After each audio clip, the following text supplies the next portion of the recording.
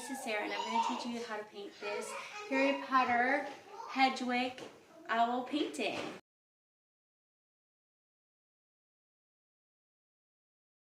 Okay, I made a mistake. I wanted his hat bigger, so I just kind of did 2 lines. That's why you see that.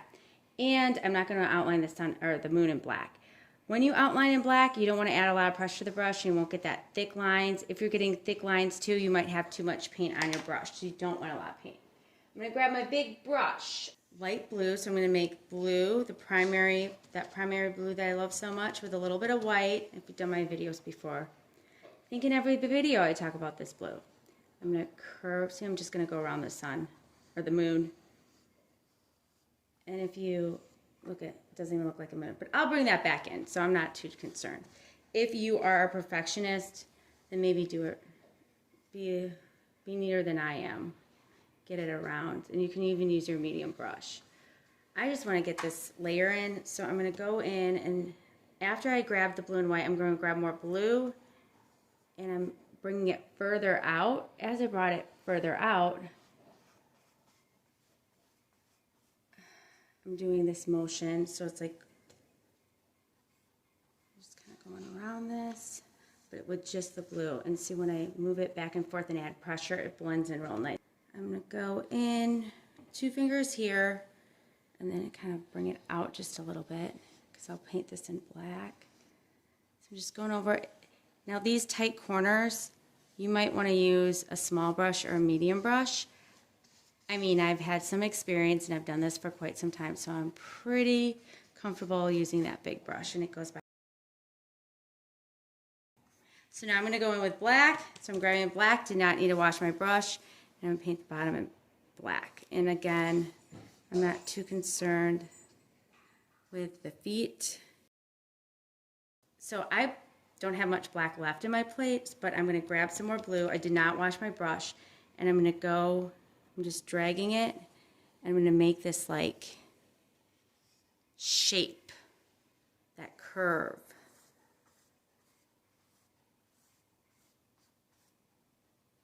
So I'm grabbing more blue. So I want that bottom to be a little bit darker. I'm going to mix a little bit of blue and white, but mostly white. And I'm going to go around the sun one more time, or the moon. Gosh, why do I keep calling it the sun? Second time I did that. So I'm going around, and I'm barely touching this canvas. I want it real light so I can get these tones. To that owl as well. So I'm going to clean my medium brush, and I'm going to get it nice and clean. I'm going to mix a little bit of yellow and white together, and I'm just going to go just a little bit, a tinge of yellow, because yellow goes a long ways. If, which I just did, you go over that blue and you start pulling in some greens, that's okay. We'll go over it. But it's nice to not have a lot of paint. So, I mean, you can see, I'm always telling people, don't use so much paint, because we want to add more layers. You're going to eventually add paint, but you need it to dry, otherwise it gets really messy and it's hard to work with, and it's frustrating because you don't have control over it. Okay, so I'm going to start painting this hat in. So I'm going to take my green that I have, and I'm going to mix it with the red, or you can mix blue, yellow, and red together. You get like a brown. And when I mix, I just kind of do a little at a time. I'm just kind of doing little piles. I'm not mixing all the piles together, otherwise you have no control over it. See, I don't care that it's too red, because I'm going to go over it later when it dries. So if you paint something and you're not thrilled with the color, my brush is loaded with like 5 different colors, so when I paint on this hat, I'm already getting like some highlights and shadows in here. This is pretty red, so I'm going to just add a little yellow to it. So just put a little yellow in there. And I can always go back and add some more. I'm going to take my yellow, and I'm going to paint the scarf in. I can go over these lines now, because my lines are dry. And that's part of the reason we do the lines first, because I still see them. Okay, so I'm going to go over the body, and I just did a real light blue. In fact, it might be too light, so I'm going to add a tinge of blue onto my brush, because I want to, this is like an undercoat is what we're doing. because if we want it white and we paint it white on the canvas, it's not going to show up. So to get some more colors, you're going to have to do like a little bit lighter than the actual, or a little bit darker than the actual white. So then when I put my white on top, my white will actually show up. And I even have a tinge of like a green because it's pulling from this yellow scarf, but what I can do is add a tinge of that brown I made. I didn't even wash my brush, and I'm just kind of going in just a little bit with that brown. So with my small brush, I'm going to paint in the feet that don't look like feet in brown.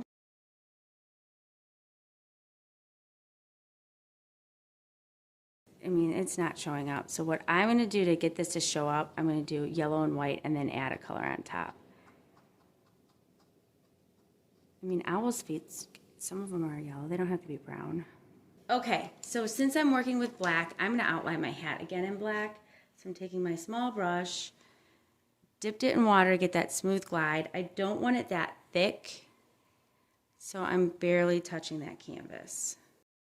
So I'm just going to add these little lines in the hat. Now, I'm going to clean my brush, and I'm going to add a little bit of white lines in there because I want to highlight. This is the hat. I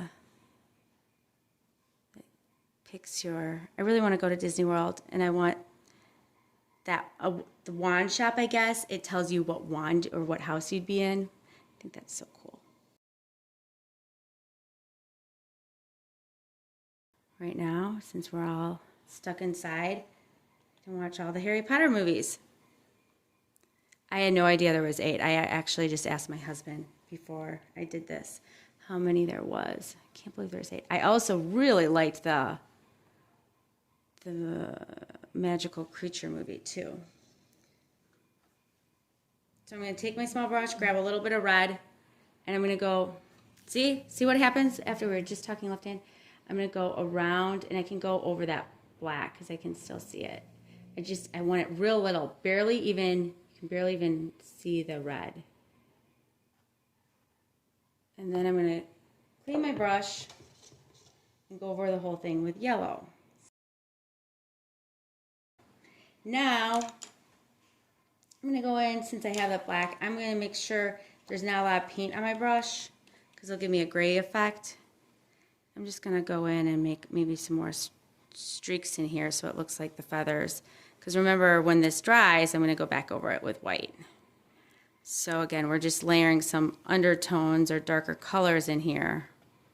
And if you wanted to do smaller strokes to make feathers, you can too. You can kind of go however you want in this. That was way too black, so I'm just kind of wiping it out. And then I'm going to take my brush and do the same thing with the face. So I still have that black on my brush, but I'm going to add a little bit of blue and white. The nice thing too is when you do this, if your lines are too thick, this is the time where you can paint over those lines, especially in that white, and it'll look more like a highlight.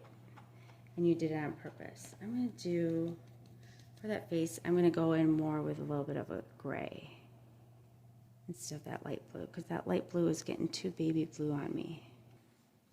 Okay, I got clean water. I'm going to actually just go over this with white. And it just depends on if you like your moon, then you don't have to do this part. You can skip this part. Now that I added that white, I thought maybe I need to add more yellow to it, but I'm liking it. I'm digging it. I think that I will not need to add any more. I'm going to clean my brush. Your background should be pretty dry. I'm going to take a little bit of blue, and I'm going back into it again one more time just to get some more tones. I'm going to take my small brush, my medium brush. If this medium brush has paint, which it does, you'll see what sometimes the paint will fly off too, so it's better to have 2 clean brushes. And then I'm going to go like this, like chopsticks. So I'm going to bang it at the top. I'm going to move this a little so you can see it. Get some more water, some more paint. Can't really see it because it's pretty light, so I might have to make that darker. Or I can do, you know what? I'm going to do it this way. I'm going to take the bottom of my brush and just make these white stars.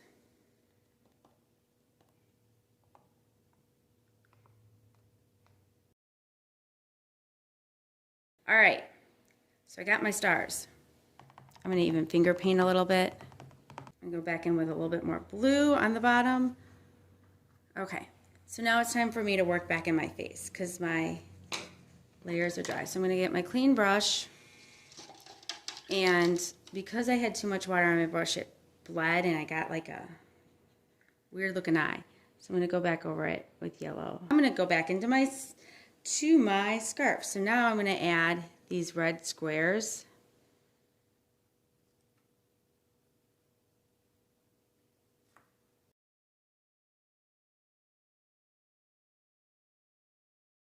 I'm gonna outline my scarf, and I'm just gonna also outline those lines.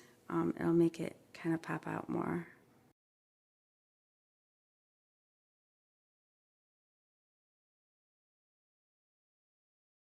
I'm gonna outline around the owl. Wow. So just not a lot of paint, not a lot of water, because I don't want it sopping wet. But I'm just gonna add a little bit of these dashes, and think of them as dashes. I'm just starting, but it kind of has a curve of white, and you can really see them because of all the undertone colors I did.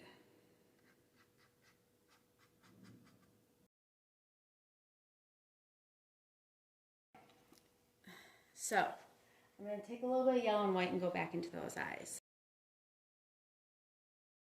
So now I want to go back into my scarf because that red is just mixed in with the black. I don't know. But I will start with the yellow and white. So I'm going to add a little bit of white to my yellow.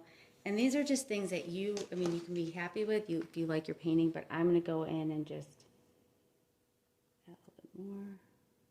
See how you can see that highlight in there? I'm going to outline this wing. And after you go over these, anything you need to go back and outline, you can. Just going up here. Okay, I'm going to go back into the hat and outline that a little bit just to make it stand out. Another way of making things stand out is take the time to look at it from a distance. So stop what you're doing because you've been staring at it for so long. All right, so now I'm going to go in and make this pupil more black. See how the shape got really funny?